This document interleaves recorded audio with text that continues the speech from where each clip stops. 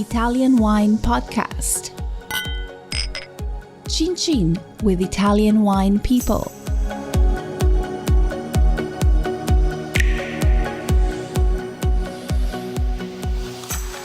Italian Wine Podcast, as wine2wine 2020 media partner, is proud to present a series of sessions chosen to highlight key themes and ideas and recorded during the 2-day event held on November 23rd and 24th, 2020. Wine2wine 2020 represented the First ever fully digital edition of the Business to Business Forum. Visit wine2wine.net and make sure to attend future editions of Wine2wine Business Forum.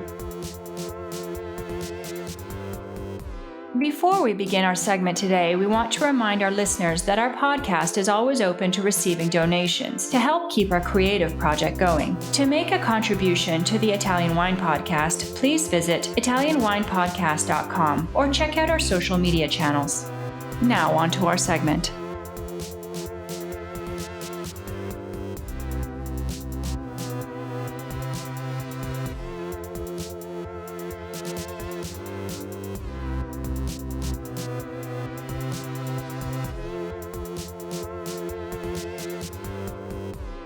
Hi, this is Rebecca Lawrence, and I'll be playing the role of Attilio Scienza once again. Hello? Sorry, hold on a sec. Did everything stop? Welcome to this session with Professore Attilio Scienza. Oh, for the translator, don't freak out trying to keep up with his part, because he's just a quick aside in English. So, as you know, this is our traditional segment for the Vinitaly International Academy, and I'm sitting here with Professor Attilio Scienza, and the moderator for this session will be Alessio Planeta, who you'll no doubt know as one of the principals of Planeta Winery. By the way, where is Alessio? I can't see him yet. Can we get him on? Oh, there he is. There he is.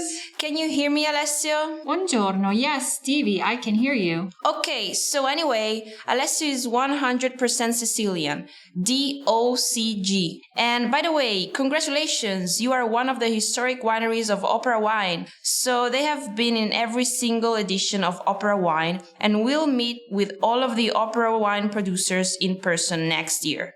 It will be actually a big party, like it's almost going to be a Sicilian wedding. Yeah. So, We're ready, Stevie. You ready? Okay, great. So, Alessio has generously offered, actually, I told him again to moderate this session, because when Professor Scienza starts, it's very difficult to stop him. Number one, okay?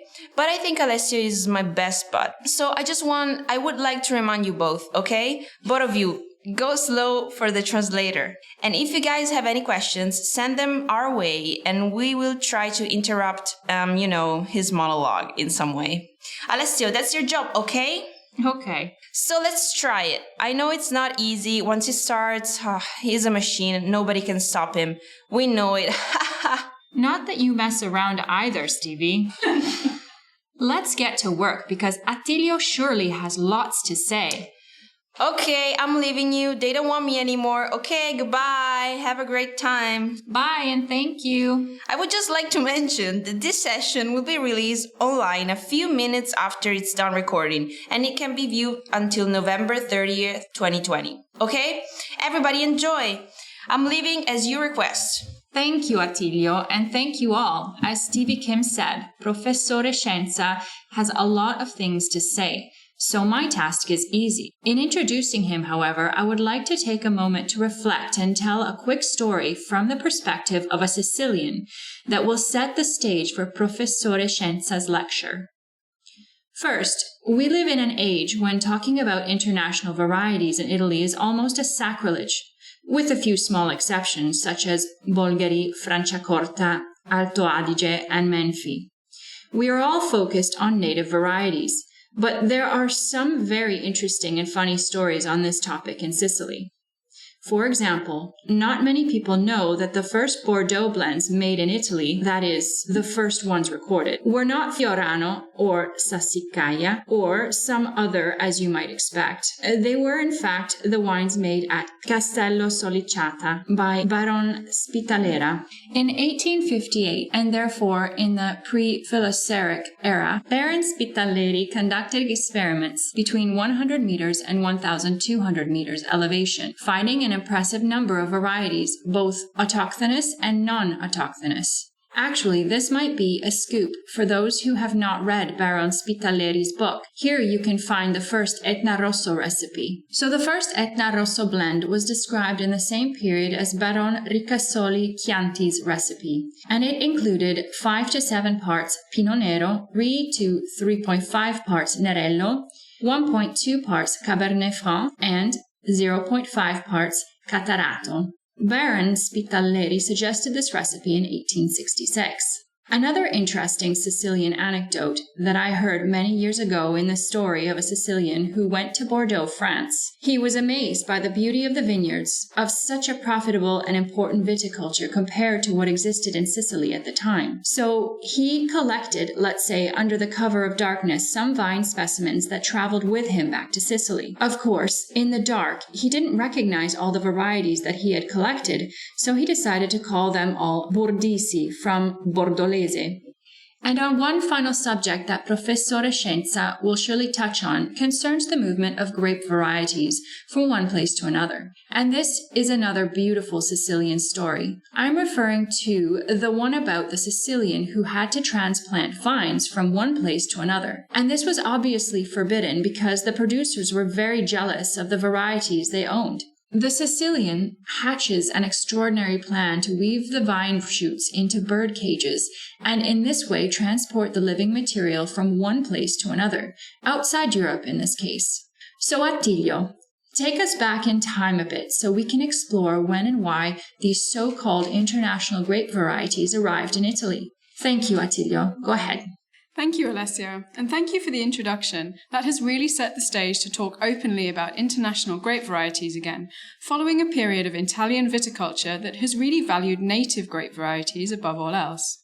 I'd say the most important role played by international vines has been to bring Italy out of the 19th century and out of provincialism. From this self-celebration of a viticulture that has very widespread roots, certainly from the Greek and Latin worlds, but that has absolutely failed to emerge from the geography in which it's embedded. While France has, in a certain sense, shared its viticulture and gastronomy with the world, along with the exercises of military and economic power, first with Napoleon, then with Napoleon III, Italy has not necessarily followed suit. Perhaps Italy has begun to make contributions, but once again, in international markets, it has historically been difficult to talk about autochthonous vines and wines, with the exception of some important varieties like Barolo or, Sangiovese. The majority of native Italian vines have remained in the dark, however, relatively unknown.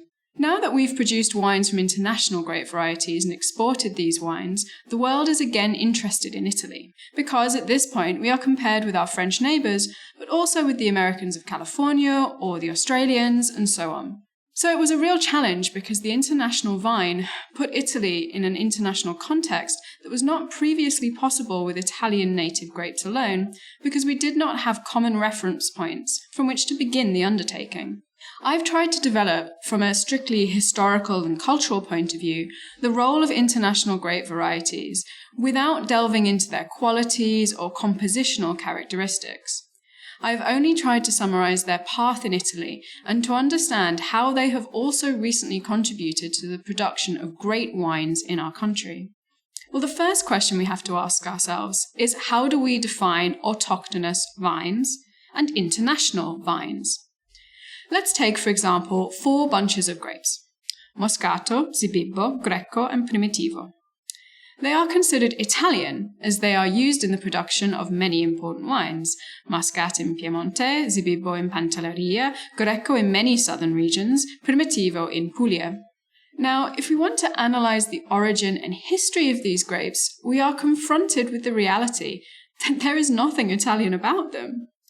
They are absolutely not an expression of our history or culture. but they are the result of this great migration that crossed Europe and ended up in Italy for many populations.